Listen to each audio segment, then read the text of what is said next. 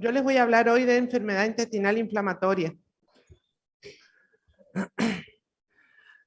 Y bueno, este sería el último tema que entraría para el parcialito del viernes. ¿Ah? La clase del jueves ya no entraría. Supongo que están estudiando mucho.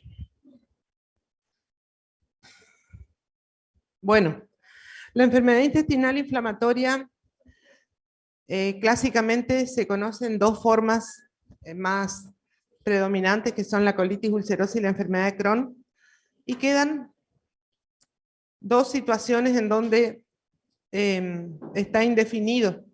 Entonces ustedes pueden encontrar algunos términos como colitis indefinida y otras formas que son más bien variantes, o sea, formas de colitis de tipo anatomopatológica, como la colitis linfocítica y la colitis colágena, que son obviamente mucho menos comunes que estas dos más importantes, que de hecho no son tampoco tan comunes. Entonces, vamos a definir a la enfermedad intestinal inflamatoria como este proceso, digamos, multifactorial, generalmente secundario a una respuesta inapropiada inmunológica en un huésped que tiene una sensibilidad especial a padecerlas, digamos. Entonces, ya hablamos ahí que hay una genética que predispone y hay un ambiente que favorece. Dentro del ambiente hasta incluso se considera que las poblaciones con menos recursos económicos son más protegidas, por decirlo de alguna manera, de estas enfermedades, por el hecho de que desde la infancia están expuestos a más agresión antigénica a la mucosa, y eso prepara a la mucosa para procesos posteriores, digamos. Entonces, aquellos niños que crecieron consumiendo productos no del todo, no muy procesados, que han consumido leches común, no la leche especial para bebés, que desde niños comenzaron a probar variedad de alimentos sin tanta prevención y precaución, aparentemente tienen cierta protección para padecer estas enfermedades. De todos modos, como les dije, las dos que se reconocen claramente como entidades son la enfermedad de Crohn y la colitis ulcerosa, ambas claramente diferentes en un montón de aspectos, digamos. Entonces, podemos decir así a grandes rasgos que la enfermedad de Crohn es un proceso inflamatorio panintestinal que afecta desde la boca al ano y que afecta, es transmural, o sea, afecta todo el espesor de la pared del intestino. Entonces es una afectación además focal, o sea que afecta en parches, hay zonas donde está afectada y otras que está indemne, es asimétrica, es transmural y es granulomatosa, o sea el proceso inflamatorio que vamos a ver en la anatomía patológica es con formación de granulomas. La colitis ulcerativa es un trastorno crónico inflamatorio que afecta al colon prácticamente y a los últimos centímetros del ilion distal. Y se está limitado a la mucosa y su mucosa. Es extremadamente raro que pueda haber algún componente estenosante que comprometa el resto de la pared del órgano, o sea, es superficial. Algunas cuestiones epidemiológicas. Hay dos incidencias etarias, digamos. Una entre los 15 y 30 años y otra en la posmenopausia, sería después de los 50, 60 años. Con respecto a la etnia, hay algunas en las que está bien demostrado que es más común en los judíos. Un grupo de judíos que son los askenazis son en los que se ve con más frecuencia la aparición de la enfermedad. Fíjense que la colitis ulcerativa tenemos 11 por 100.000 habitantes y la enfermedad de Crohn 7 por 100.000 habitantes. Con respecto a la incidencia entre hombre y mujer, colitis ulcerativa prácticamente 1 a 1, pero uno dice que es más común en el hombre, y la enfermedad de Crohn es claramente más común en el hombre. Con respecto al tabaquismo, ahí hay una cosa interesante, o sea, aparentemente en la presencia, el hábito tabáquico es un protector por mecanismos que no se conocen muy bien de padecer colitis ulcerosa y sin embargo es un factor de riesgo para la enfermedad de Crohn. Y bueno, la parte genética, fíjense que en los gemelos homocigóticos hay mucha concordancia, o sea, el 67% del gemelo va a tener la enfermedad en el Crohn y el 20% en la colitis ulcerosa. Cuando vamos a ir viendo diferencias entre una y otra, digamos, la etiopatogenia es parecida con involucramiento de diferentes citoquinas inflamatorias. Entonces, se puede decir que tiene mayor importancia en la enfermedad de Crohn el factor de necrosis tumoral, pero vamos a ver que tenemos otros componentes también activados. Y que las interleuquinas, sobre todo la interleuquina 13, pero ahí también está la 23, la 6 y otras, están involucradas de inicio mayormente en la colitis ulcerativa.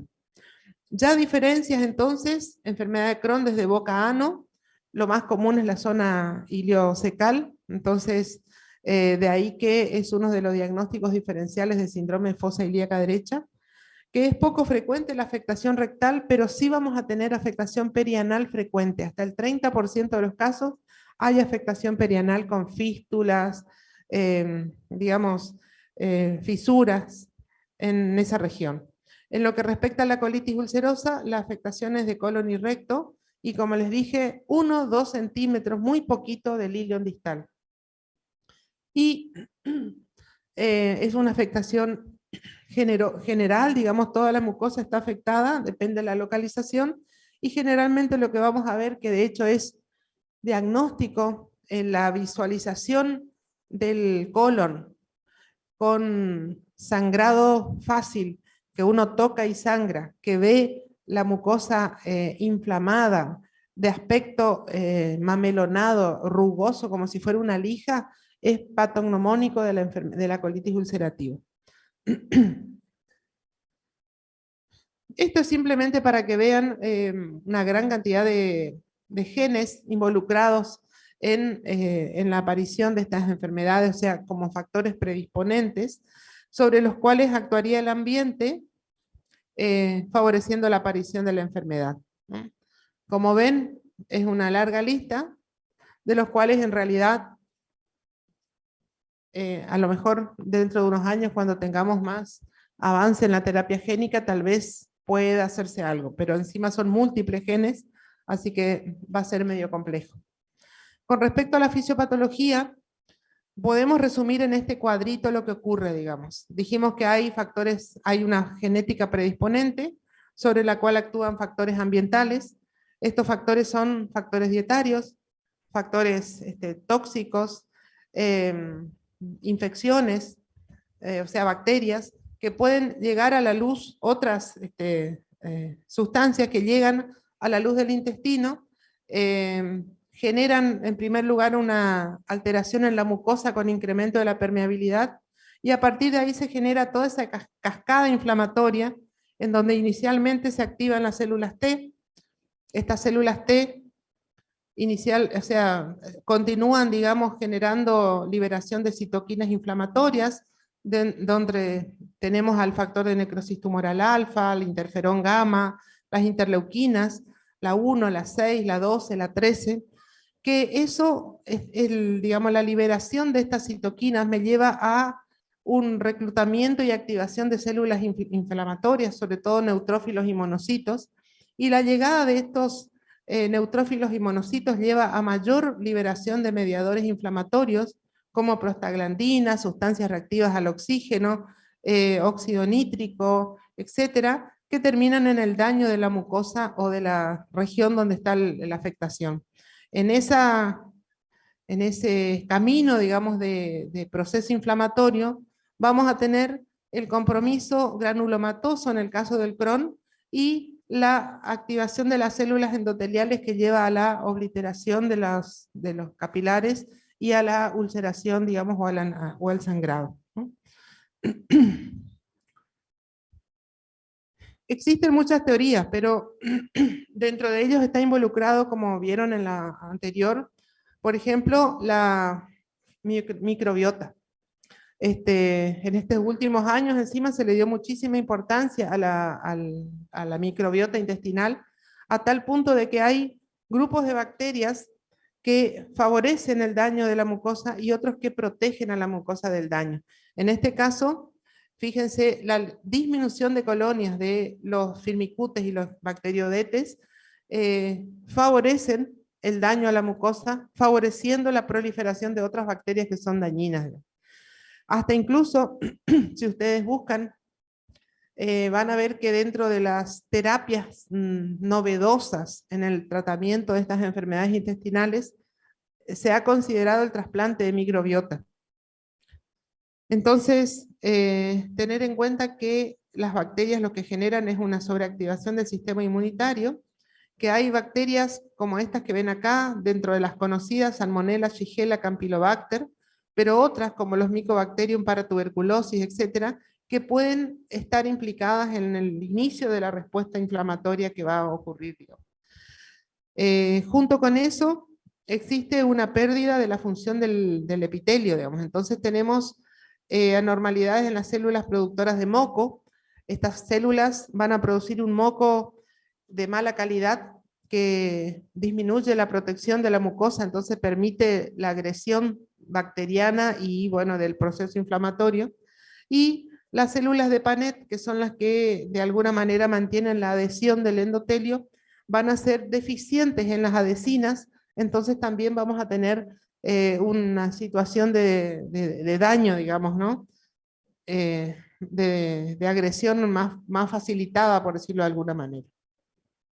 Entonces la barrera mucosa es importante para mantener esto. Ya hemos hablado en otras oportunidades de las uniones de los desmosomas, que son fundamentales también para el mantenimiento de la barrera mucosa.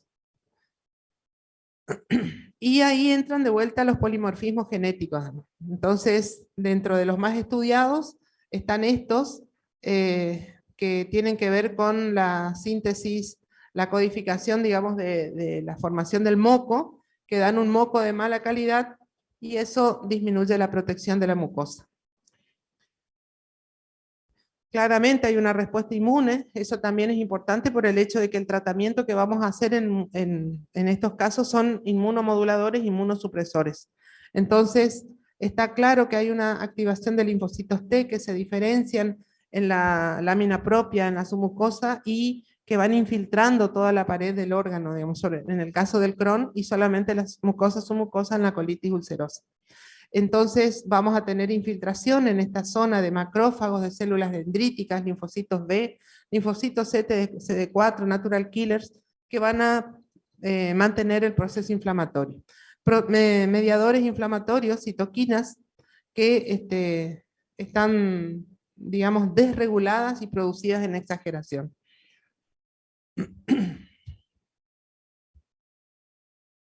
Bueno. Todo esto simplemente nos lleva a observar esto, digamos, en la anatomía patológica. Vamos a ver que tenemos nódulos linfáticos mesentéricos y placas de Peyer que son hipertróficos y que expresan algunos marcadores que son específicos de esta enfermedad, digamos, que no se utilizan como diagnóstico, pero que forman parte de la fisiopatología de la enfermedad. Simplemente gráficos en donde vemos que a partir de la agresión bacteriana, en contacto con la inmunoglobulina A, comienza a haber esta unión, digamos, de la bacteria con los anticuerpos. Eso genera una activación de las células de Paned, de las células dendríticas que toman, digamos, el antígeno como tal, y eso inicia la respuesta inflamatoria que veíamos hoy. Depende, la célula dendrítica, digamos, estimula o informa al linfocito T, y ahí vamos a tener la diferenciación hacia diferentes linfocitos productoras de diferentes citoquinas.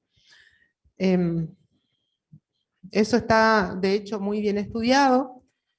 Supera un poco lo que nosotros tenemos que conocer a los fines de la parte práctica del manejo de estas enfermedades, pero deben saber ustedes que seguramente en esto va a estar la explicación de por qué usamos determinados anticuerpos monoclonales dirigidos contra uno u otro de los componentes que acá se producen. Entre ellos el factor de necrosis tumoral alfa, que es el más usado. Entonces, avanzando con el tema, podemos decir que en la colitis ulcerativa nosotros vamos a tener una afectación de la mitad más o menos limitada al recto y al sigmoides. Entonces, colitis distal o rectosigmoiditis, como también se le llama. 30-40% van a ir más proximal sería, entonces hablamos de colitis izquierda, y un 20% va a afectar todo el largo del intestino grueso, lo cual se conoce como el término de pancolitis o colitis total. Entonces la extensión es continua, la mucosa, vamos a ver esto, una mucosa granulada, como que tiene granulitos toda irregular la superficie, eritematosa, sangrante, que al toque del endoscopio ya sangra. Digamos.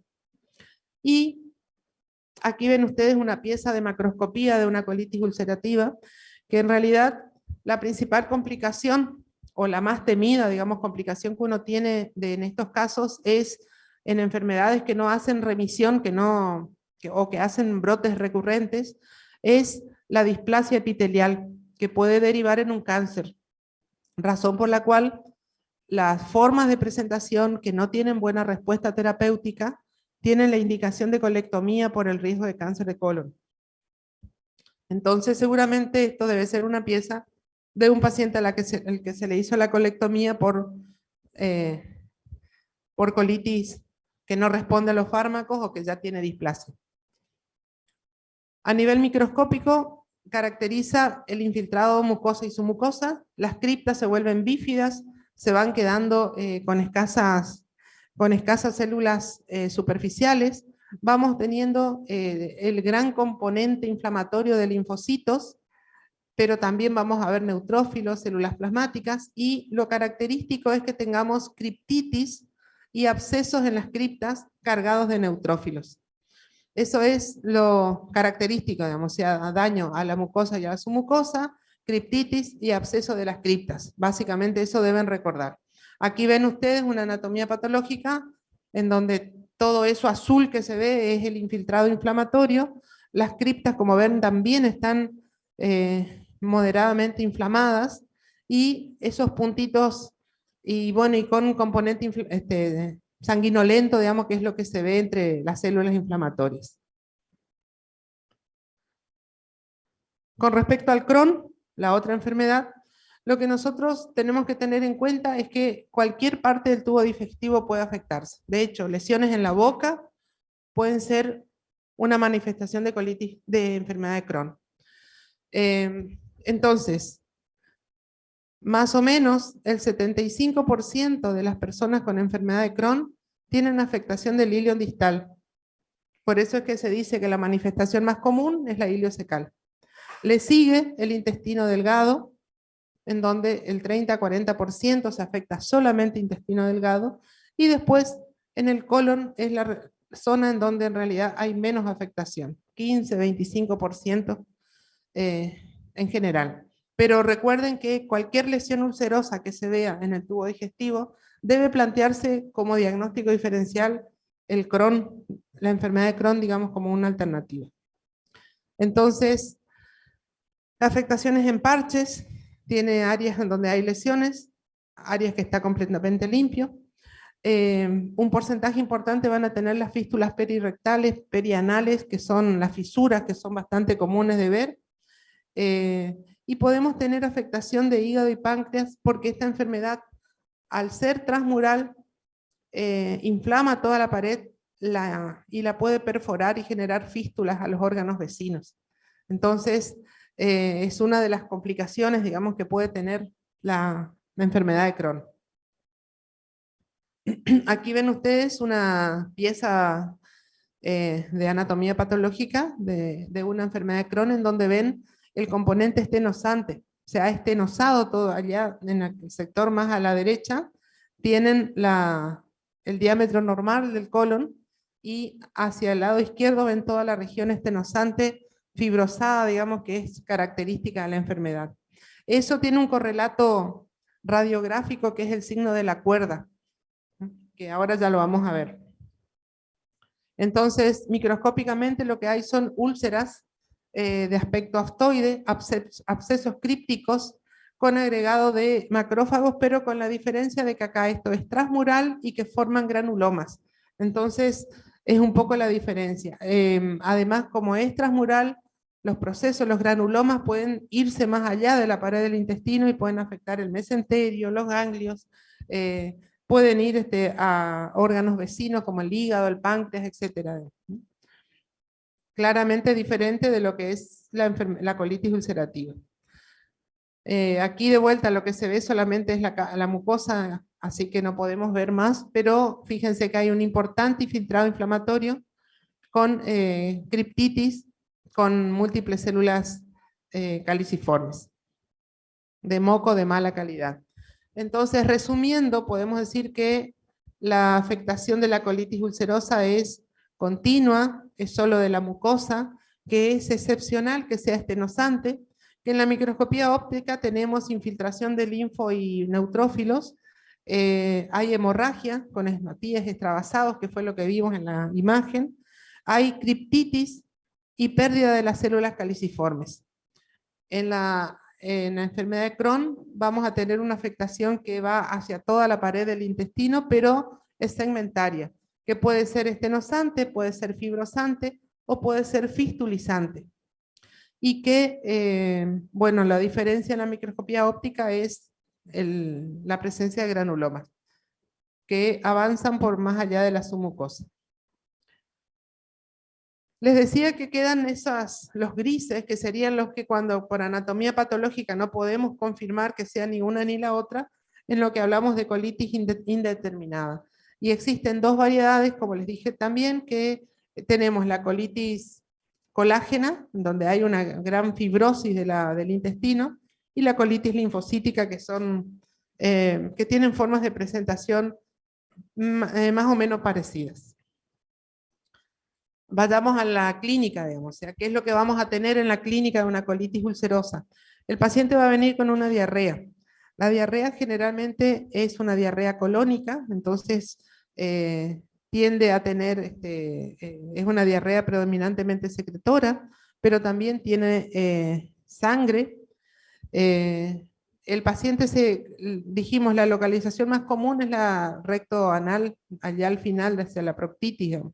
Entonces el paciente va a tener pujo, tenesmo, va a tener diarrea sanguinolenta, el dolor va a ser un dolor cólico en la región inferior del abdomen, y va a tener componentes, digamos, generales como anorexia, náuseas, vómitos, pérdida de peso, pero es raro que tenga, digamos, no es común que tenga fiebre. Puede tener, y de hecho nos indica que estamos ante un brote grave, pero si tengo que comparar ¿cuál de las dos da más fiebre? Da más fiebre el Crohn que la colitis ulcerativa.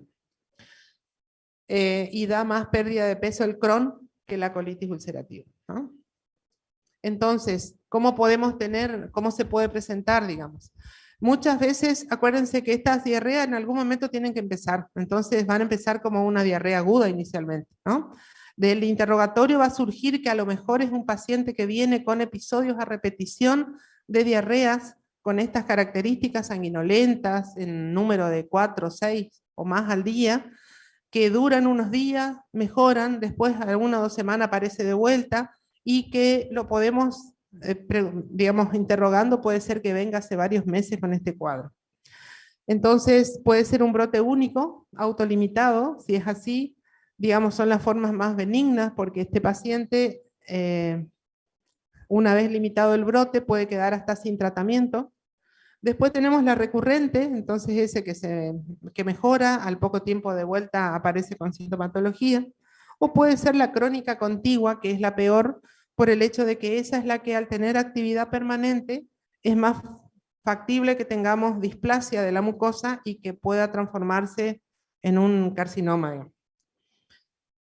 La clasificación nos da también la posibilidad de decir la extensión, y como les dije, tenemos la proctitis, la proctosimoiritis, la colitis izquierda o la pancolitis, ¿no? Usamos la clasificación de Montreal, que se utiliza tanto para la colitis ulcerativa y con algunas diferencias también para la enfermedad de Crohn. Entonces ustedes tienen acá una clasificación por extensión y por gravedad. La extensión es lo que decíamos recién, es la localización básicamente, ¿no? Entonces, la proctitis sería la forma más común y más de mejor respuesta terapéutica y menos complicada. Después tenemos la colitis, la E2, que sería la colitis izquierda hasta el ángulo esplénico, pero ahí un poquito antes. Y la extensa es la que es la pancolitis, la que llega hasta el ciego. Y con respecto a la gravedad lo vamos a valorar por una clasificación adicional que tiene que ver con las características del ataque, digamos, del brote. Entonces, como ustedes ven acá, S0 sin actividad, S1 leve, S2 moderada, S3 grave. La S3 sería la que tiene 6 o más episodios de diarrea al día, que tiene mucha sangre en la materia fecal, que el paciente tiene fiebre, más de 37,8, que está taquicárdico, que está anémico con una reducción de su hemoglobina y que tiene una eritrosedimentación acelerada, a más de 30 en la primera hora. Ese sería el criterio de mayor severidad. Después tenemos el moderado, que sería el que tiene entre 4 y 6 deposiciones al día, que tiene menos sangre, o sea, tiene poca cantidad de sangre en la materia fecal, que no tiene fiebre, taquicardia ni anemia, y que la eritrosedimentación está normal. Y después está ese es el leve, ese es el moderado, perdón. Y el leve sería el que tiene menos de 4 episodios de diarrea, que obviamente la sangre es prácticamente nula, que el paciente no tiene ningún otro signo de los que mencioné, ni anemia, ni fiebre, ni taquicardia, ni alteración de los reactantes de fase aguda. Con eso ustedes pueden clasificar entonces en E0, E1, E1, S1, de acuerdo a los hallazgos, digamos. ¿Qué estudios le vamos a solicitar? Ante un paciente que consulta por los síntomas que hemos dicho, lo más fácil y útil es la rectosigmoidoscopía. No podemos hacer la colonoscopía directa, la videocolonoscopía, por el hecho de que ese procedimiento va con insuflación y con la introducción del colonoscopio, que en una mucosa tan friable y en un órgano tan inflamado, corremos riesgo de perforación. Entonces, lo que se puede hacer con seguridad es una rectosigmoidoscopía con un aparato rígido incluso, y con eso se ven las características de la mucosa y ya es suficiente para el diagnóstico. Podemos hacer una radiografía directa de abdomen de pie, aquí importante porque en las crisis graves tenemos un proceso inflamatorio que distiende el colon y podemos tener digamos un megacolon, que podemos llegar a estar ante el cuadro del megacolon tóxico. Entonces una radiografía directa sí es útil y es accesible en todos lados, digamos. El enema de bario. El enema de bario hay que tener cuidado porque también para hacer un enema tenemos que hacer el enema y hacer la insuflación para el doble contraste. Entonces no siempre va a ser un estudio que se le va a realizar en el episodio de brote, por la posibilidad de mayor daño y perforación. Y sí, claramente es de mucha utilidad la tomografía computada, porque la tomografía me puede mostrar el componente inflamatorio de la pared, si hay compromiso de la grasa perirectal, si hay estenosis en algunos segmentos, si hay fístulas, si hay, digamos, nos da mucho más información que una radiografía simple. Siguiendo con eso, aquí ven ustedes el aspecto, lo que se describe, la radiografía, el enema de bario en aspecto de lija, eso es lo que se ve en una colitis ulcerativa. Y allá en la de la derecha está uno de los signos que se describe que es el signo en broche de collar. ¿Vieron el brochecito de los collares que enganchamos atrás? Bueno, eso es lo que se ve que simplemente nos da evidencia de una úlcera que está profundizando en la mucosa. Eso es un signo bastante característico de la colitis ulcerosa.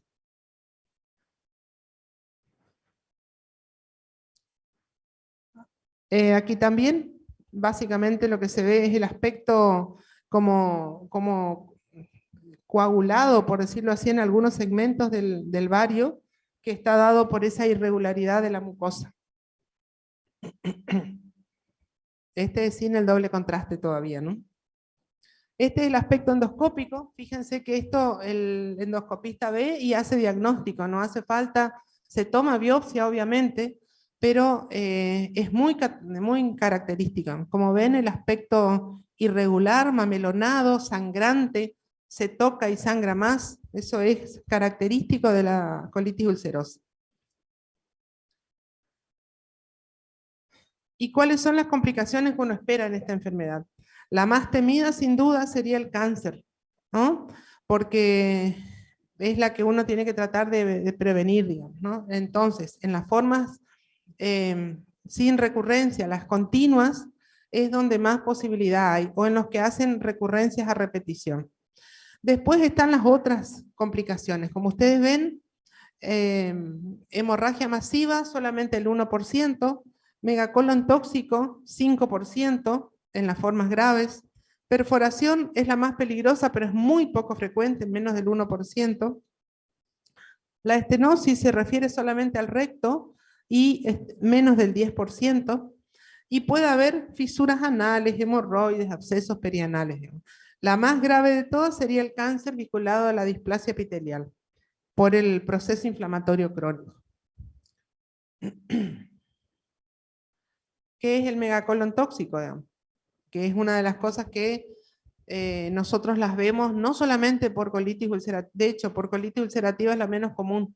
Podemos encontrarla por procesos inflamatorios. Hemos visto en clase anterior la diarrea por Clostridium difficile, pero también algunos gérmenes como el citomegalovirus nos dan cuadros muy parecidos. Entonces lo que hay es una dilatación del colon que en general puede complicar cualquier colitis, pero particularmente lo vamos a ver, lo vemos acá en la colitis ulcerativa. Entonces, ¿qué es lo que pasa? Es un paciente que viene generalmente con un brote grave, tal vez con algún tratamiento inapropiado como antiespasmódicos, sean anticolinérgicos, o abuso de laxantes, o otro fármaco que pudiera disminuir la motilidad colónica. Y es muy común que para el dolor, por ejemplo, usemos el tramadol. Entonces el uso de tramadol puede favorecer la ausencia de peristaltismo y la dilatación del órgano. Entonces vamos a tener distensión abdominal, meteorismo, los ruidos abdominales van a disminuir y el paciente puede tener diarrea sanguinolenta o parar de tener diarrea. Entonces el diagnóstico se hace con la radiografía directa de abdomen, lo tomamos, o sea, medimos el colon a nivel del colon transverso, donde cuando tiene más de 6 centímetros ya decimos que estamos ante un megacolon tóxico. Obviamente se debe contraindicar el enema PACA, la colonoscopía, por el riesgo de perforación. Y acá ven ustedes una imagen radiográfica de un megacolon. Fíjense cómo está severamente distendido las asas del colon. Uno supone que eso es colon sigmoide o colon transverso, digamos, por la localización.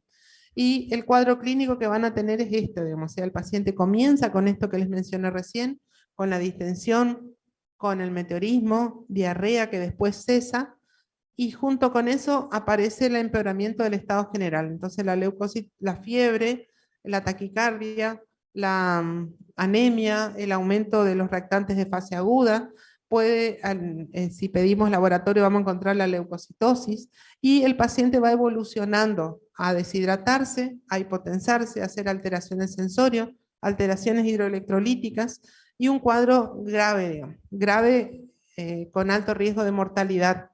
En general vamos a ver que en estos casos, lo primero que uno tiene que hacer es poner en reposo al tubo digestivo, cubrir con antibióticos que cubran los gérmenes del abdomen, del tubo digestivo, o sea, gram negativos y anaerobios, descartar las causas que les dije hoy como causas, como diagnósticos diferenciales a tener en cuenta, que serían la colitis por Clostridium difficile, o sea, el paciente debió haber estado tomando antibiótico previamente, o la por citomegalovirus, que puede tener estos pacientes si ya tienen diagnóstico hecho, porque el citomegalo es un germen, es un virus que aparece en personas o sea, que da enfermedad en personas inmunosuprimidas. Y si estos ya están con tratamiento, están tratados con corticoides, con mesalazina, con inhibidores del factor de necrosis tumoral, por lo tanto son candidatos a tener este tipo de cosas. Entonces se pone en reposo al tubo digestivo, se coloca antibióticos que cubran los gérmenes del intestino y se hace tratamiento sintomático, se lo hidrata, se le corrige los trastornos hidroelectrolíticos y se espera 24 a 48 horas. Si el paciente no mejora y estamos seguros de que es un megacolon tóxico por colitis ulcerativa, debe hacerse la colectomía total. Directamente va a cirugía. Entonces, ¿por qué? Justamente por esto, por el alto riesgo de perforación y mortalidad que tiene este cuadro. Y bueno, y el tiempo que le damos es ese, 24 a 48 horas. Como les dije, las dos cosas que tenemos que descartar son el Clostridium, entonces se debe pedir las toxinas en materia fecal, y hacer una rectoscopía con toma de biopsia para ver citomegalovirus. Si tenemos sospecha de que pueda ser un citomegalovirus, hay que tratarlo. Hay que ponerle ganciclovir y junto con los antibióticos que mencionaba recién. Generalmente ponemos o ciprofloxacina o una cefalosporina de tercera generación para cubrir los gram negativos y un antianaerobio que puede ser el metronidazol de primera instancia o clindamicina como segundo antibiótico antianaerobios. El cáncer, el gran problema, digamos. Pero si ustedes se fijan ahí, eso es real y uno diría, bueno, y tanto problema, y bueno, el 2% de los pacientes con colitis ulcerosa a los 10 años, sobre todo si es continua, puede desarrollar un cáncer. A los 30 años, el 20%. Razón por la cual, a partir de los 10 años de no lograr la remisión de la colitis ulcerativa, una de las indicaciones es la colectomía.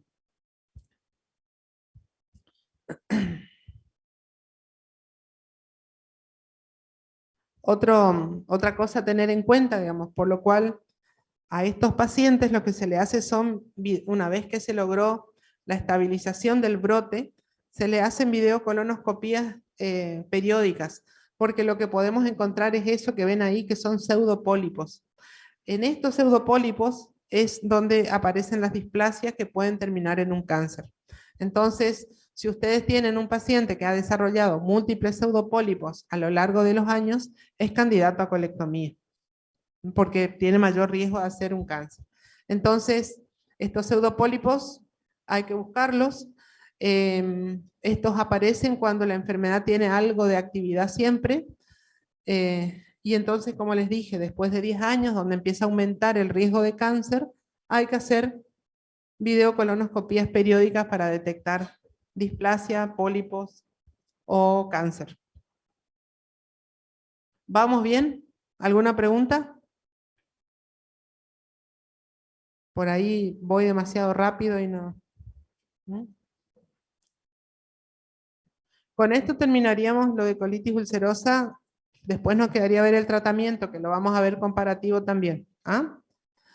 ¿Qué pasa con el cuadro clínico del Crohn? Es mucho más florido, ¿no? Entonces tenemos diferentes patrones. Se describe el patrón inflamatorio, el patrón obstructivo, fibroso, digamos, obstructivo, que va estenosando, o el patrón penetrante fistuloso, que además que va, digamos, avanzando en el proceso inflamatorio y fistuliza otros órganos, ¿no? También importa la localización, entonces dijimos la ileocolitis es lo más común, la región terminal del ilion y el segmento ahí, el cecal. La yejunoileitis es otra manera y generalmente da o se manifiesta por un síndrome de mala absorción. Las manifestaciones perianales es muy común las fístulas, los abscesos perianales de bastante difícil resolución y es común que tengamos manifestaciones extraintestinales.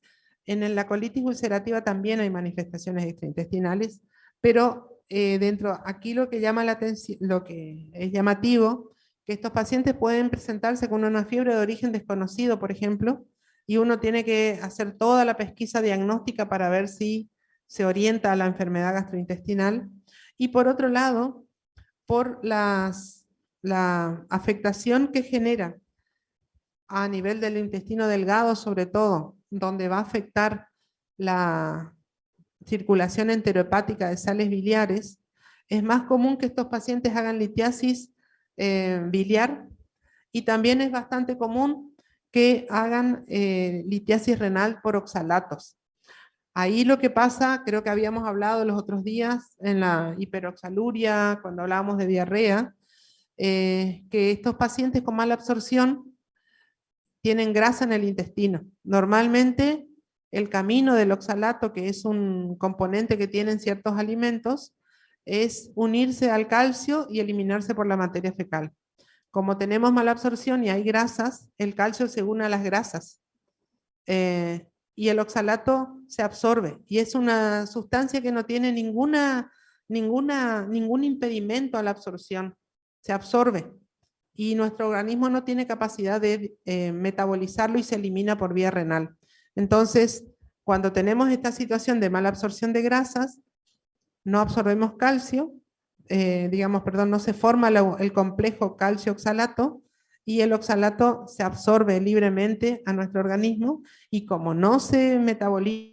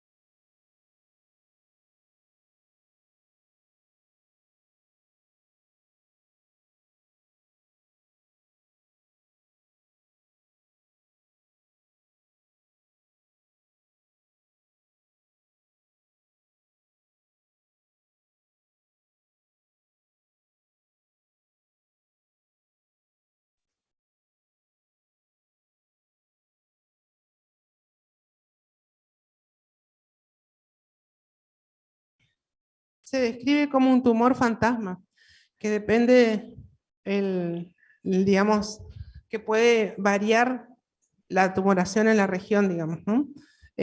La localización más común, como les dije, es fosa ilíaca derecha.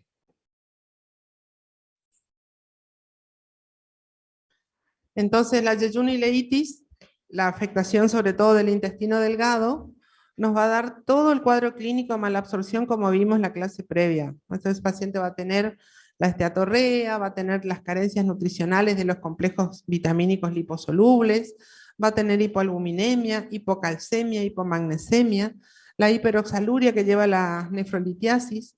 Por la déficit de absorción de vitamina D, de calcio, vamos a tener osteoporosis con fracturas vertebrales y vamos a tener anemia megaloblástica por déficit de folatos y de ácido fólico. La enfermedad perianal está presente hasta en el 30% de los casos, da dolor, da rectorragia, da dificultad para la defecación, sangrado y dolor abdominal también. Y paso esta. Esta es una clasificación media complicada, así que me prefiero esta, que es la que clasificación de Ámsterdam, pero que es la misma de la de Montreal para Crohn. Entonces fíjense que la clasifica en enfermedad A de acuerdo a la edad, L de acuerdo a la localización y B por la palabra en inglés que significa comportamiento. Entonces, con respecto a la edad, hay el A1 es hasta los 16 años, el A2 es hasta los 40 y el A3 es más de 40. Después tenemos la localización. Entonces tienen el L1, ilion distal, la más común, L2 colon, L3 ilion distal y colon, L4 boca, ilion proximal, Doctora. perianal. Muchas veces vamos a tener L un número y P, porque la afectación perianal es bastante común. Y el comportamiento, lo que les decía hoy, digamos, hay formas inflamatorias puras que no generan ni estenosis, ni penetración, ni fistulización, y otros que son estenosantes y otras que son penetrantes y fistulizan, ¿no? Entonces, va de acuerdo a la presentación clínica, va a ser cómo lo vamos a clasificar. Simplemente un grafiquito de lo que es la afectación perianal, las ulceraciones y las fístulas que generan bastante dificultad después en el cierre de las mismas, digamos. Acá ven ustedes dos fotografías de fístulas perianales. Como ven, en la de la izquierda tenemos varias fisuras y orificios fistulosos que están hacia adelante y hacia atrás, ¿no? Entonces ven acá un orificio fistuloso, acá ven otro, aquí ven otro, viene en el margen del pie anal, aquí hay otra fístula, aquí hay otra fístula, todas con secreciones. Y acá lo mismo, digamos, ¿no? Fístulas, acá hay otra fístula, en un componente inflamatorio importante de toda la región.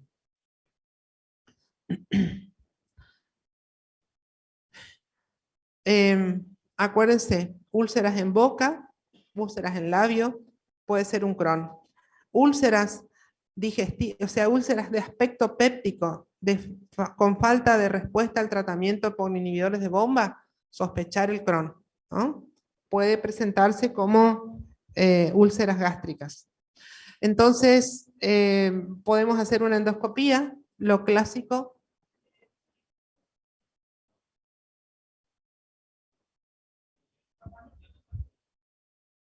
A ver, capaz que no. Puede ser.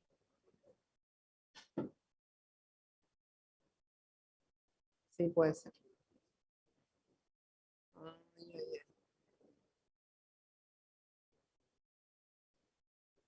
Ahí está.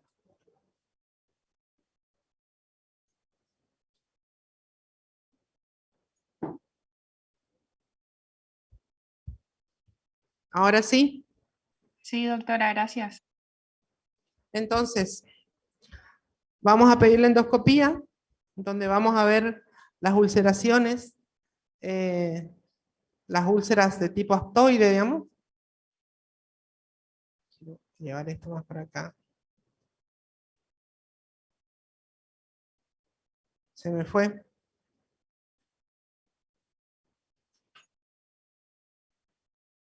Ahí está. En la radiografía le hacemos el tránsito con vario, entonces vamos a ver el signo, el aspecto en empedrado que se ve en el colon por enema o en el tránsito del intestino delgado, y el signo de la cuerda en el caso de los estenosantes. El aspecto en empedrado me da la idea de la afectación parcheada, digamos que hay zonas sanas y otras en donde hay ulceraciones. En la tomografía, a diferencia de la colitis ulcerativa, que las lesiones tenían menos de 1,5 de espesor, aquí como son transmurales van a tener más de 2 centímetros y vamos a encontrar inflamación en la grasa mesentérica que se ve con un color diferente en la tomografía.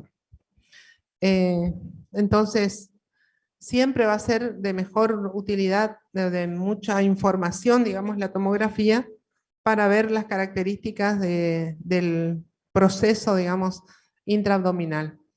Aquí ven el signo de la cuerda, donde están las flechitas, en la parte final del ilion, ¿no? Ilion distal. Ahí ven ya el aspecto en empedrado, fíjense cómo se ven, como que hay relieves, digamos, geométricos, que nos dicen que hay zonas sanas y zonas ulceradas o enfermas. Lo mismo acá, más evidente todavía, el aspecto del intestino en empedrado. Esto es una tomografía en donde pretende ver fístulas, entonces ustedes pueden observar que hay fístulas en algunos sectores del tubo digestivo. Entonces, las complicaciones que uno espera con el Crohn, las fístulas son comunes, la obstrucción intestinal es frecuente, estos pacientes entran al sistema por cuadros de abdomen agudo, que muchas veces se los interviene, se les resuelve, se les extirpa el segmento afectado, y a veces, si no se envía a anatomía patológica, puede ser que quedemos sin diagnóstico, y de hecho sería un gran error, ¿no? Porque con tratamiento estos pacientes pueden tener una sobrevida de mejor calidad y con menos complicaciones. Es dramático. Yo recuerdo una señora que hace varios años vino derivada del otro lugar a Santo Tomé, que ya había tenido 2 o 3 cirugías previas por cuadros de abdomen agudo oclusivo, que se le resolvía y se volvía a su casa. Esta señora volvió, tenía unos 50 años más o menos, no era vieja, extremadamente adelgazada, con fístulas enterocutáneas en la pared abdominal, además de las perianales. De más está decir que el estado de la paciente no dio para nada, estaba ya en un estado totalmente terminal.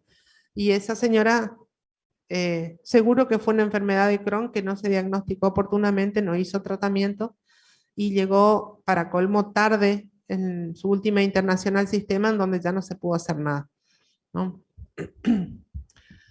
Entonces, es común que se obstruya, da cuadros de obstrucción de intestino delgado.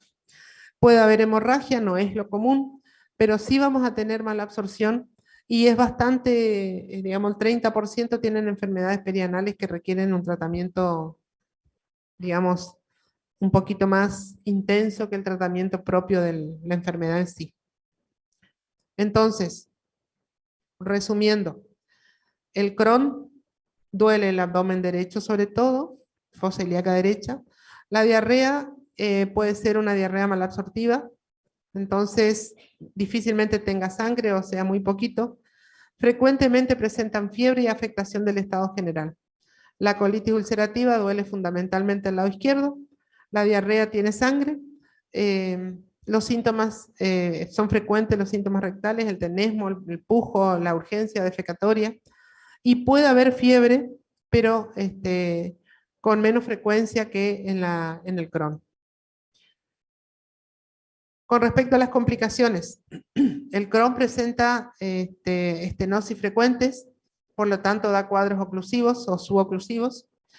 Vamos a tener fístulas, estas fístulas pueden ser enteroentéricas, enterovesicales, entonces dan fecaluria, enterovaginales, y los pacientes tienen pérdida de materia fecal por vagina, enterocutáneas, perianales.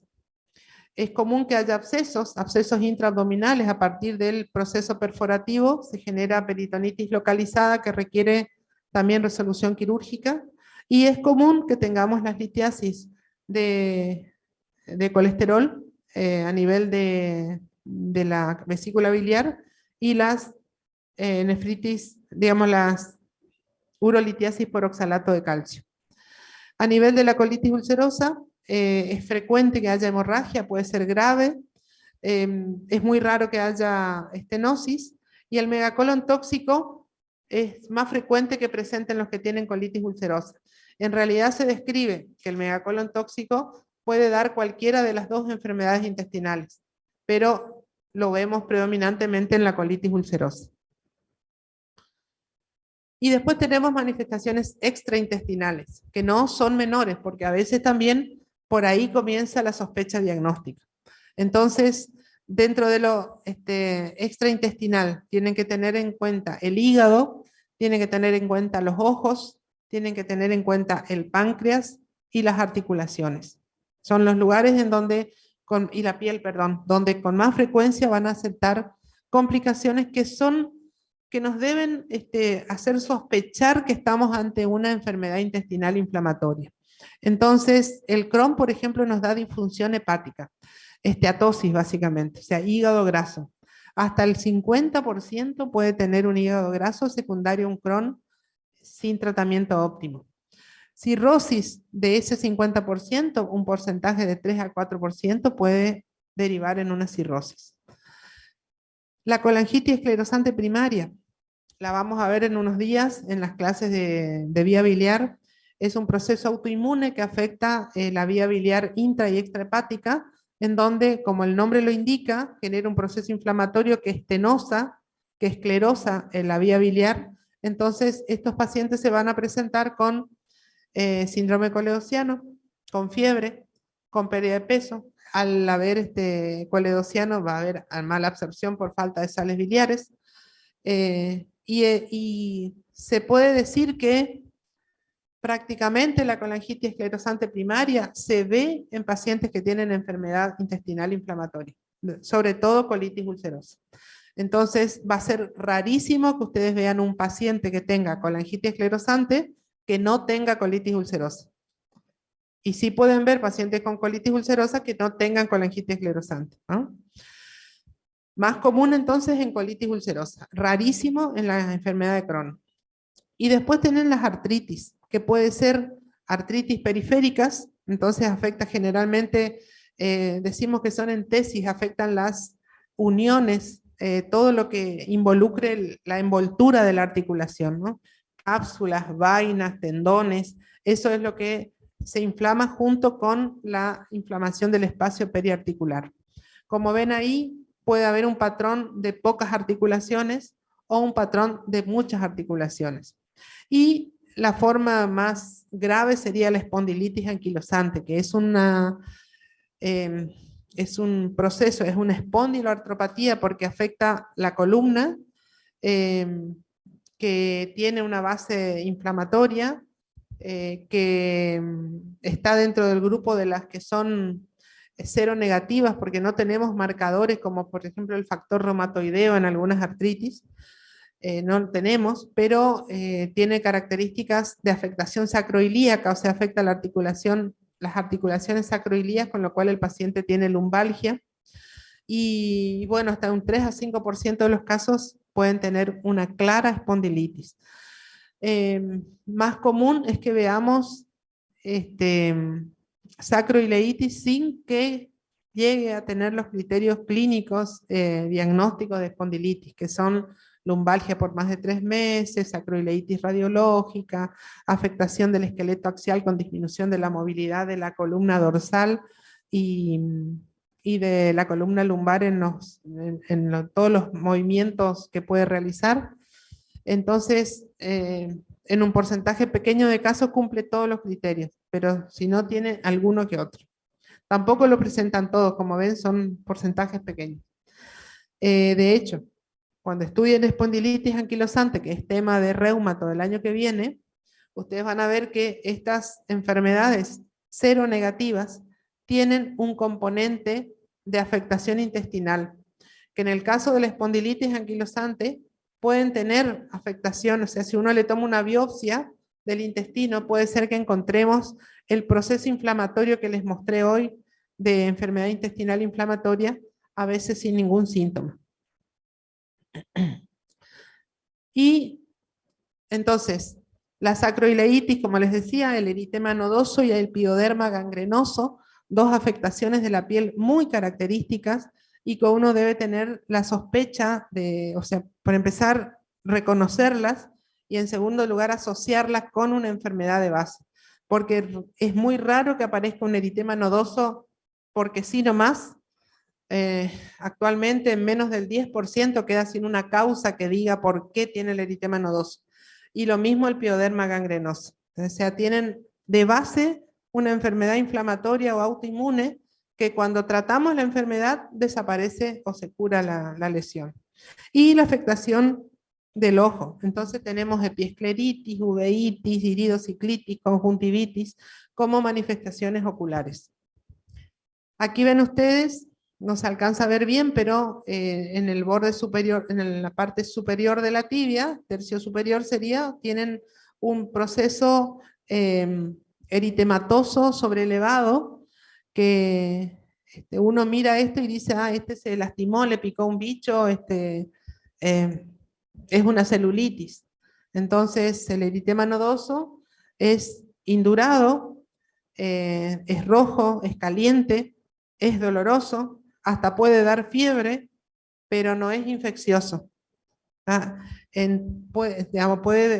Puede ser secundario a un montón de enfermedades, ¿no? Desde la tuberculosis, la sarcoidosis, las enfermedades intestinales inflamatorias, otras enfermedades autoinmunes, pero desaparecen, en este caso, responden al tratamiento de la enfermedad de base, ¿no? Ustedes ya han visto eritema nodoso, por ejemplo, como manifestación de la sarcoidosis, el síndrome de Löfgren, que da artritis, eritema nodoso y afectación ganglionar del mediastino.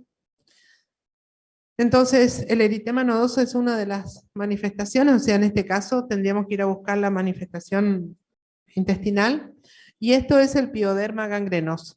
También uno ve estas lesiones, fíjense, esto es una pierna, fíjense lo extensa de las lesiones de aspecto exulcerativos, de bordes bien delimitados, de coloración oscura, que uno dice, lo primero que uno mira, piensa cuando ve esto, de vuelta, es una celulitis, es una infección.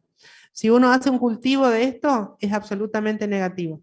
Y si hace una biopsia, van a ver una marcada infiltración por neutrófilos, pero sin bacterias. Esto es el pioderma gangrenoso. Evoluciona con estas lesiones serpiginosas, grandes, y que son realmente muy preocupantes, y ante la presencia de estas lesiones en pacientes que tenemos de base una enfermedad inmunológica, se trata la enfermedad inmunológica. Y si no tenemos todavía el diagnóstico de la enfermedad inmunológica, responden a corticoides en dosis inmunosupresoras. Estamos hablando de 40-60 miligramos de prednisona por día. Y progresivamente después, esto ya está en vías de cicatrización, ¿no? Va a quedar una lesión, digamos, cicatrizal a nivel de la zona afectada. Entonces, repasando, manifestaciones extraintestinales. El Crohn, eritema nodoso, vasculitis, aftas orales, manifestaciones articulares y oculares. Hepatobiliares, vamos a tener la esteatosis hepática, la hepatitis crónica y la cirrosis, la litiasis de colesterol, y la neuropatía obstructiva por los cristales de oxalato, y las fístulas enterovesicales como manifestaciones urológicas.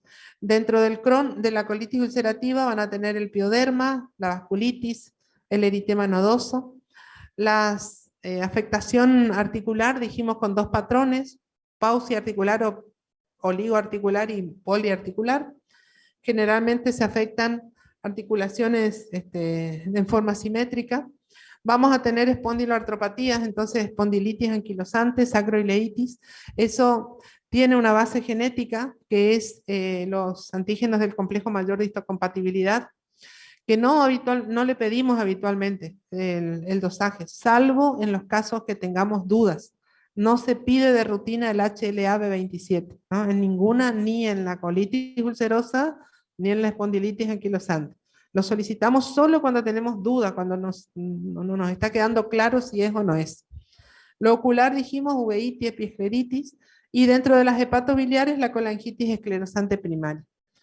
Les vuelvo a repetir, no existe colangitis sin colitis. Puede haber colitis sin colangitis, ¿no? Entonces, para el diagnóstico, la enfermedad de Crohn nos va a dar fiebre, dolor, diarrea, con o sin sangre, malabsortiva, y va a haber síntomas urinarios si hay fístulas, ¿no? En la colitis ulcerosa, la diarrea con sangre y el síndrome rectal. La forma más común es la proctitis. Después, cuando vemos el laboratorio, todos tienen marcadores de reactantes de fase aguda acelerados. Entonces, PCR, eritrosedimentación, van a estar elevados. En el hemograma pueden encontrar algún grado discreto de anemia y pueden encontrar leucocitosis en ambos. Cuando vamos a ver autoanticuerpos, está descrito que podemos utilizar también cuando tenemos dudas los anticuerpos anti el Saccharomyces cerevisiae, que aparecen con frecuencia, son muy sensibles para enfermedad de Crohn, y los anticuerpos extraíbles del citoplasma de neutrófilos perinucleares, eso significa la P, que están presentes en la colitis ulcerosa. No los pedimos de rutina, con los elementos anteriores se hace el diagnóstico, ¿no? Y la otra cosa que también creo que lo mencionamos en la clase de diarrea es la calprotectina, digamos, que es una proteína producida por los neutrófilos que se va a elevar siempre que hay inflamación. O sea, lo vamos a tener elevado en las diarreas infecciosas, en estas enfermedades inflamatorias intestinales, digamos. Entonces, una calprotectina fecal elevada me va a dar la pauta de que es factible que estemos ante una enfermedad inflamatoria intestinal. Si tenemos una disentería por una bacteria, por bacterias, también nos va a dar calprotectina elevada. O sea que no es específica. ¿Ah? Radiología, resumiendo de vuelta. En el Crohn le pedimos un tránsito varitado para ver el empedrado, para ver la cuerda, para ver las fístulas, y después pedimos la tomografía axial computada o resonancia magnética para ver el resto del compromiso. En la colitis ulcerosa nos puede servir la enema opaca, pero no en etapa aguda, sino ya cuando el paciente está compensado, y la radiografía directa de abdomen para ver el megacolon tóxico. Y eventualmente una tomografía nos va a servir. La colonoscopía podemos hacer en el Crohn, donde vamos a ver las úlceras en parches, las úlceras lineales, los orificios fistulosos, y en las zonas estenosadas, y en la colitis ulcerativa, la afectación rectal siempre, la friabilidad de la mucosa, se toca y sangra, como vimos la fotografía, y los pseudopólipos que me indican actividad permanente de la enfermedad.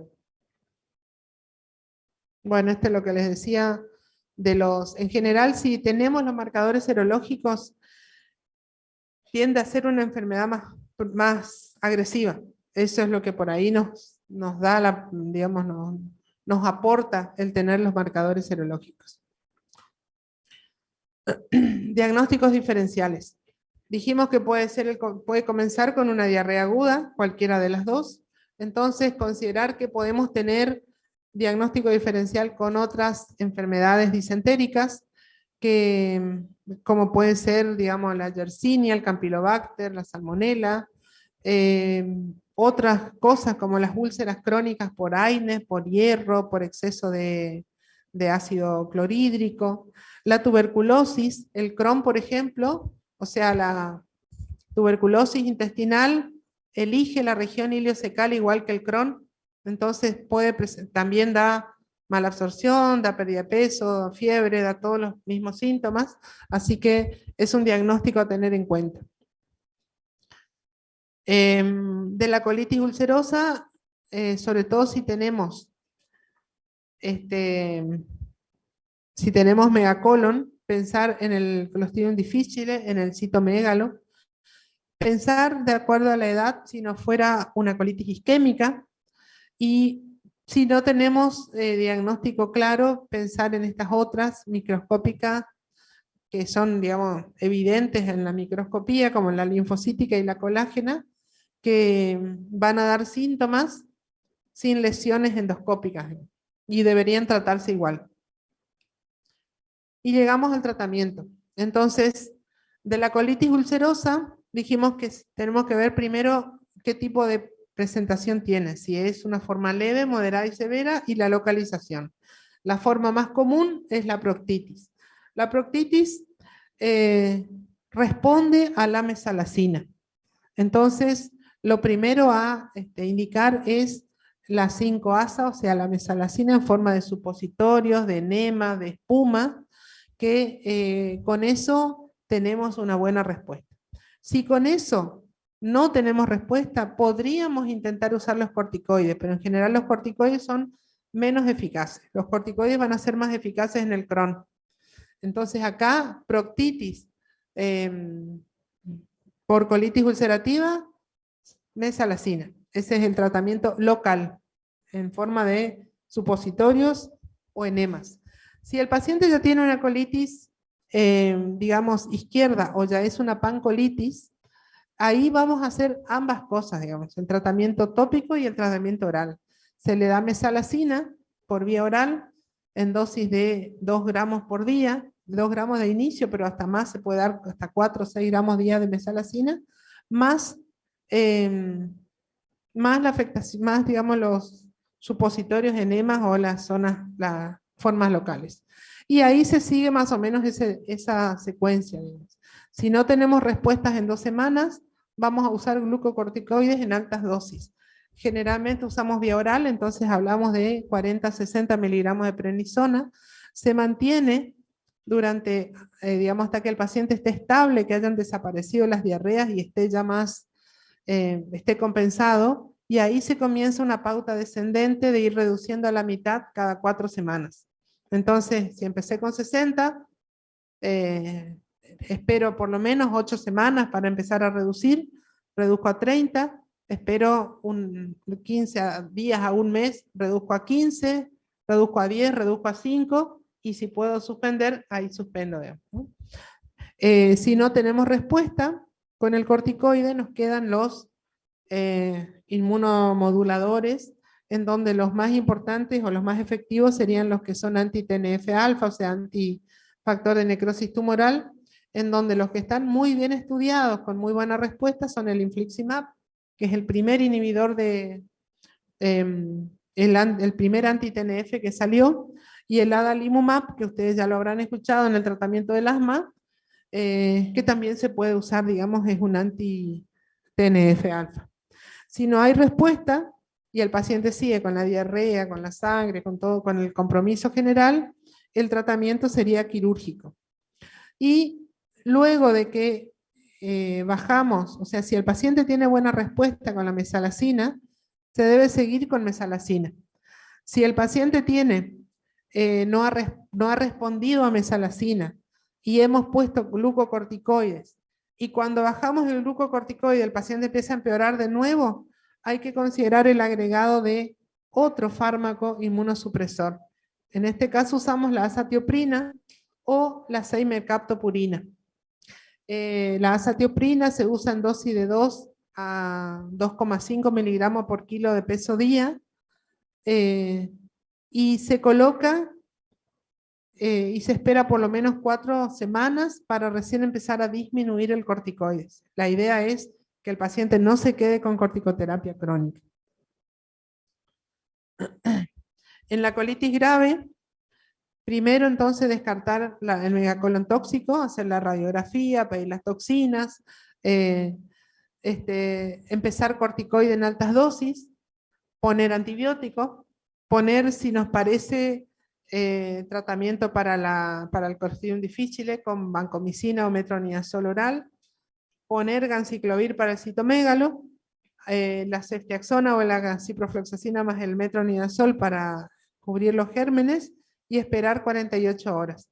Si el paciente no responde con el corticoide y todo ese cortejo, hay que considerar la colectomía.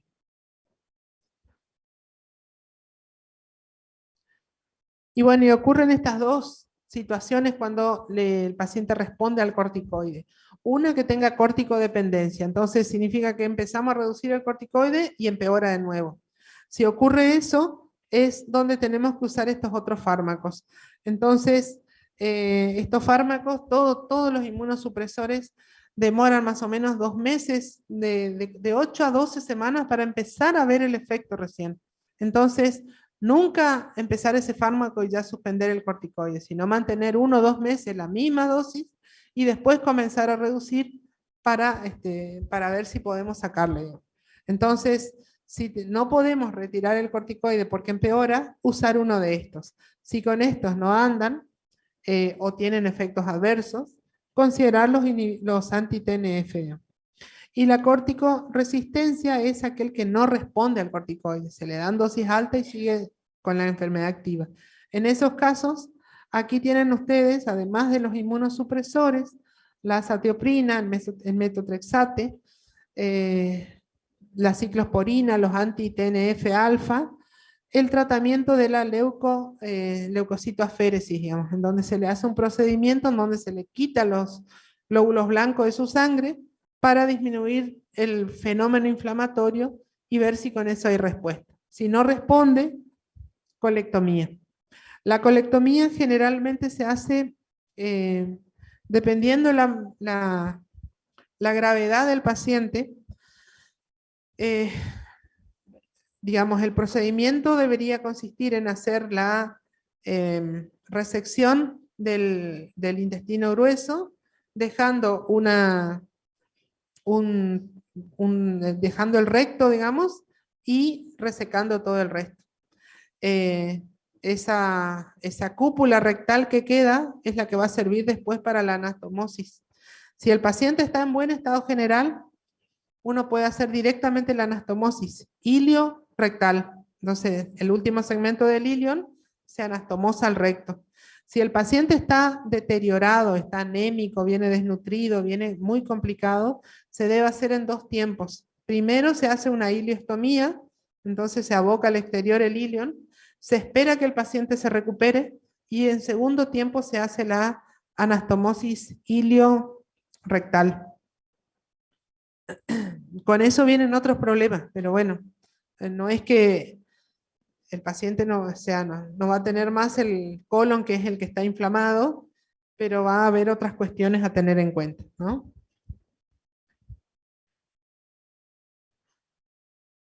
Bueno, y ya estamos terminando, no bufen tanto. Enfermedad de Crohn. El tratamiento. Aquí de vuelta, fíjense que estamos de vuelta con la mesalazina, pero no responde tan bien como en la colitis ulcerosa.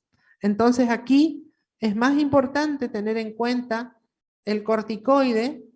Entonces podemos utilizar el corticoide en forma de espuma, en forma en forma oral. Hay varias formulaciones, digamos, para usar en esta enfermedad. Y si con el corticoide no responde, de vuelta caemos en los inmunosupresores. Digamos, en el Crohn la respuesta a la 5-ASA es menor, ¿no? En la colitis ulcerosa responde mejor. En la enfermedad grave, o sea, aquel paciente que ya viene con todo el compromiso del estado general, viene febril, viene deshidratado, viene con mala absorción, ese paciente debe internarse, se debe hacer corticoterapia endovenosa, como tipo pulsos de corticoides, ¿no? Entonces hacemos 1 miligramo kilo, preferentemente por vía endovenosa, asociado con antibióticos para reducir la carga bacteriana del intestino. Y si con esto no responde, vamos a los biológicos de vuelta, infliximab, adalimumab, natalizumab, que es otro también que anda, digamos que es antifactor de necrosis tumoral. Un punto para la enfermedad perianal. La enfermedad perianal, las fístulas, los abscesos perianales, necesitan el tratamiento inmunosupresor y necesitan el tratamiento antibiótico prolongado. Se ha demostrado que con tratamiento prolongado, estamos hablando de 8 semanas mínimo, con metronidazol y ciprofloxacina, más el tratamiento específico, se logra cerrar una fístula, ¿no? Entonces, siempre hay alguna opción para solucionar el problema del paciente, digamos. Entonces, esa sería la manera, digamos, poner antibiótico por tiempo prolongado junto con el inmunosupresor. Y bueno, y el mantenimiento después de la cirugía es mantener el inmunosupresor. Aplica lo mismo que decíamos hoy de la corticoresistencia, que es el que no responde al corticoide, en donde tenemos que usar ya la terapia más agresiva, o la corticodependencia, que es cuando queremos bajar el corticoide, empeora la enfermedad de vuelta.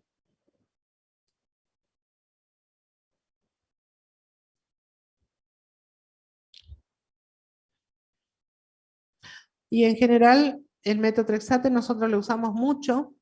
Se utiliza la ventaja que es semanal, o sea, no se aplica a diario, y es una inyección intramuscular por semana que se aplica, ¿no? Y con eso podemos salvar, digamos, la corticoresistencia sobre todo. Bueno, el natalizumab les decía. Y bueno, y quedan las indicaciones quirúrgicas. Entonces, la colitis fulminante, la colitis grave, pancolitis con megacolon tóxico, requiere cirugía de resección. Es una colectomía total. En algunas situaciones de la colitis ulcerativa depende la localización. Si fuera, por ejemplo, una colitis izquierda, a lo mejor que tiene, digamos, que no mejora y que siempre se mantiene izquierda, se hace la hemicolectomía, no hace falta hacer la colectomía completa, ¿no? Sangrado masivo. Dijimos que la colitis ulcerosa puede dar hemorragia digestiva grave, digamos, que requiere la resolución urgente con sacar el órgano. La profilaxis del carcinoma lo vamos a hacer luego de luego de años, generalmente 10 años, que la enfermedad sigue activa, ¿no? Si sigue activa, corresponde hacer la colectomía. Si entra en remisión, no. Y acuérdense que para la profilaxis de carcinoma se tiene que hacer las videocolonoscopías periódicas para ver la aparición de pseudopólipos, para tomar biopsias, para ver si es que no hay que avanzar o ser más agresivo con el tratamiento quirúrgico. Y también las manifestaciones extraintestinales, la artritis, el pioderma gangrenoso, las afectaciones articular y ocular, y la colangitis esclerosante, dependen de la enfermedad de base. Si el paciente está muy sintomático de esas situaciones, debe considerarse la colectomía para reducir, digamos, para que mejoren las manifestaciones extraintestinales.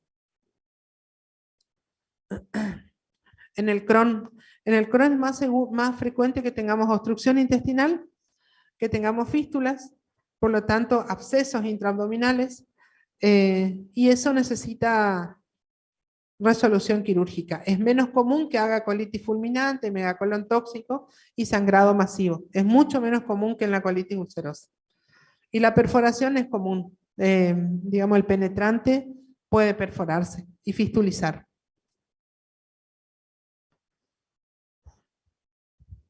Y entonces, ¿qué pasa con estos pacientes a largo plazo? Fíjense que el 92% de los pacientes con colitis ulcerosa tiene algún grado de incapacidad por la enfermedad luego de 10 años. Que la mortalidad es baja, pero necesitan cirugía. El 9% al año de evolución ya necesita una primera cirugía. para, digamos, estabilizarlo. Y con respecto al Crohn, fíjense que cuando se comienza a medicar con corticoides, probablemente no se frene todo el proceso inflamatorio y haya que hacer alguna resección intestinal por estenosis o reparación de alguna fístula o alguna de las complicaciones. Fíjense que la mortalidad es baja, las personas sobreviven, solo que en un porcentaje importante van a tener una enfermedad que altere muchísimo su calidad de vida. Creo que esa es la última. ¿Alguna pregunta?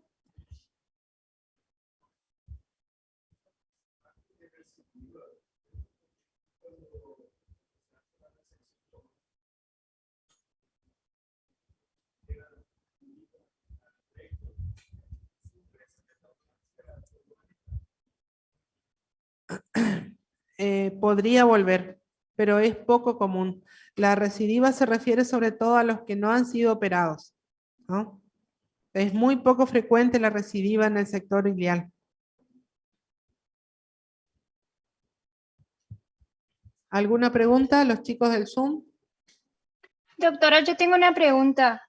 El doctor en la clase de las 12 dio abdomen agudo. ¿Eso ingresa también en el parcialito?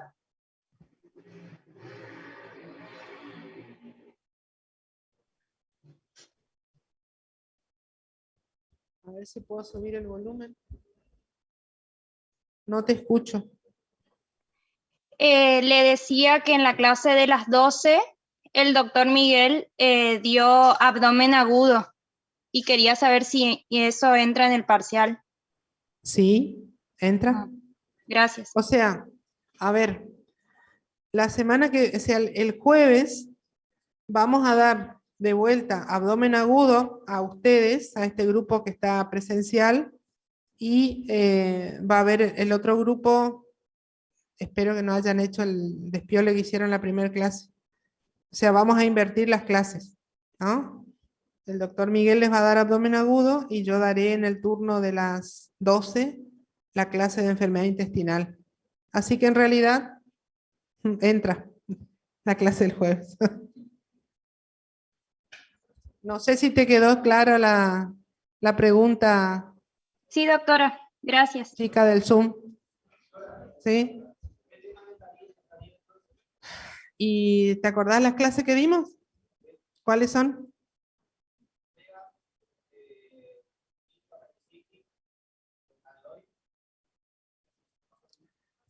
La de la que dio la doctora Busaniche, que era la de enfermedad ulceropéptica, ¿no? ¿Esa entró en la primera? Y bueno, entonces son esas cuatro clases nomás. ¿Mm? A las 7 de la mañana, viernes a las 7 horas. ¿Ah?